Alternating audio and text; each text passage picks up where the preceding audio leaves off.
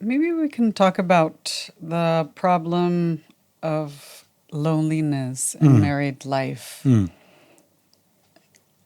I'm personally no longer married, but most of my friends that are married and the people I observe that are married in Western society experience huge loneliness in spite of being married. So if you report that, then it is implied that in spite of being married means you have a life partner, you have a companion with whom you're supposed to be like Adam and Eve. You're supposed to be companions and sharing your joys and sharing your sorrows. So you suffer together you enjoy together.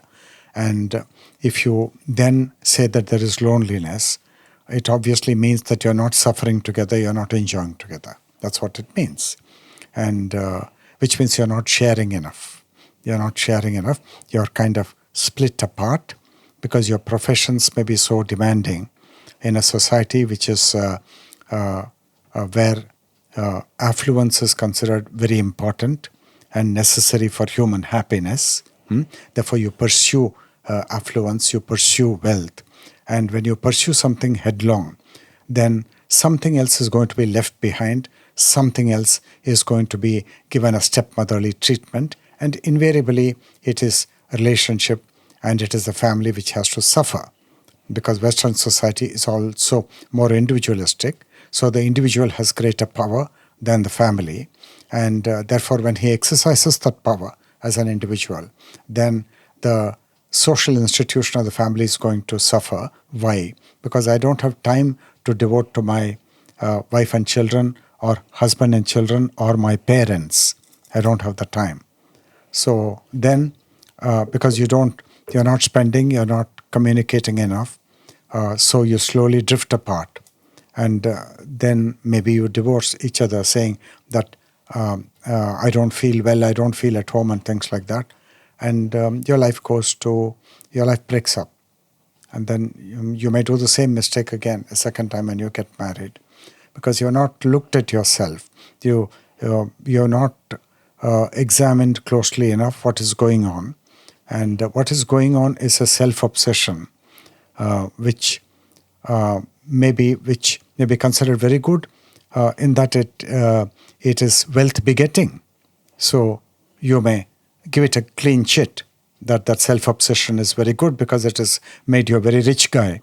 But what about the larger canvas of life? What about relationship? What a family? They are all the sacrificial goats. So that way it splits apart.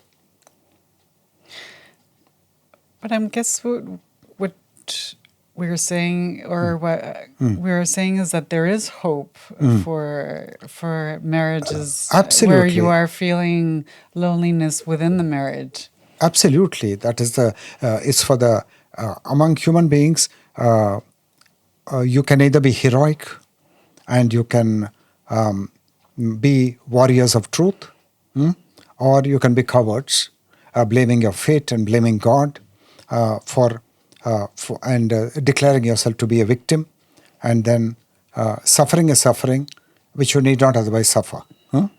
So you put it on your head, and but you need to address it. And if you want to address it, it will take time, and you must be prepared to invest that time and learn a lot, and then correct yourself. You must be your own teacher, and then it's possible to correct yourself, and it's possible to get rid of conflict and move away from conflict, because unless and until you move away from conflict, you will not be a creative individual. There won't be joy in life.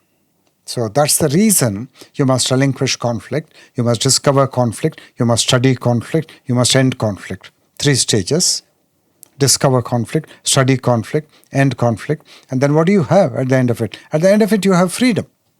And without freedom, is life worth it? No. You tell me, is it worth it? No. No, it's not worth it. So you've got to give yourself the license to live life fully, and not just fully and recklessly, but fully and intelligently. Not fully and recklessly, no.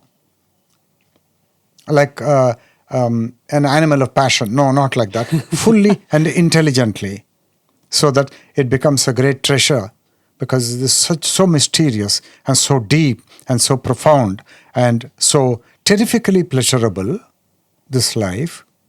And how can you be careless about it? How can you be reckless about it?